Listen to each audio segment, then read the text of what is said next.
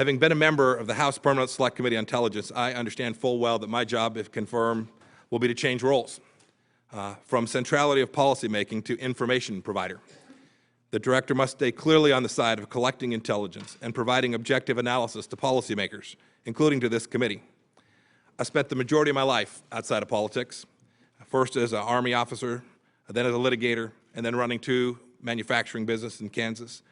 Returning to duty that requires hard work and unerring candor is something that is in my bones.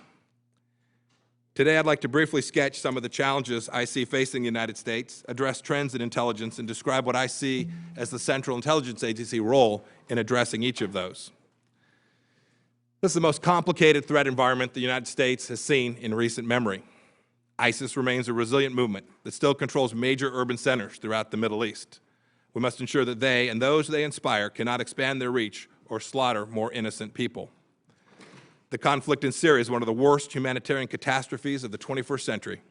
It has led to the rise of extremism and sectarianism, as well as further created instability throughout the region and in Europe and indeed all across the world. Iran, the world's largest state sponsor of terror, has become an even more emboldened and disruptive player in the Middle East. Russia has reasserted itself aggressively, invading and occupying Ukraine, threatening Europe, and doing nothing to aid in the destruction and defeat of ISIS. As China flexes its muscles and expands its military and economic reach, its activities in the South and East China Seas and in cyberspace are now pushing new boundaries and creating real tension. North Korea, too, has dangerously accelerated its nuclear and ballistic missile capabilities. We all rely on intelligence from around the globe to avoid strategic and tactical surprise. Intelligence helps make the other elements of national power effective, including economic and legal measures against weapons proliferators, terrorist financiers, and other criminals. Foreign governments and liaison services are vital partners in preventing attacks and providing crucial intelligence. It's important that we all thank and appreciate the foreign partners who stand with us in helping make sure that we all have the intelligence we need to keep America safe. If confirmed, I intend to advocate for a strong and vibrant intelligence community and for CIA's centrality in that community. There are at least 4 long-term trends making the urgency of supporting intelligence paramount.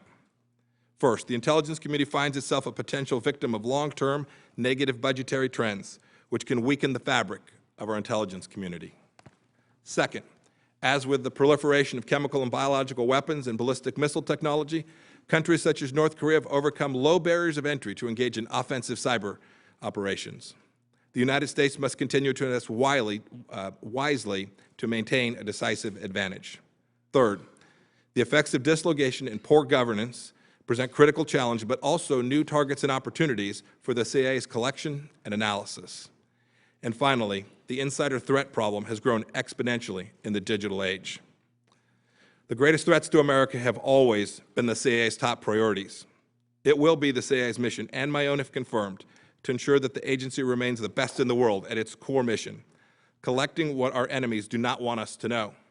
In short, the CIA must be the world's premier espionage organization. Hey, NBC News fans, thanks for checking out our YouTube channel. Subscribe by clicking on that button down here and click on any of the videos over here to watch the latest interviews, show highlights, and digital exclusives. Thanks for watching.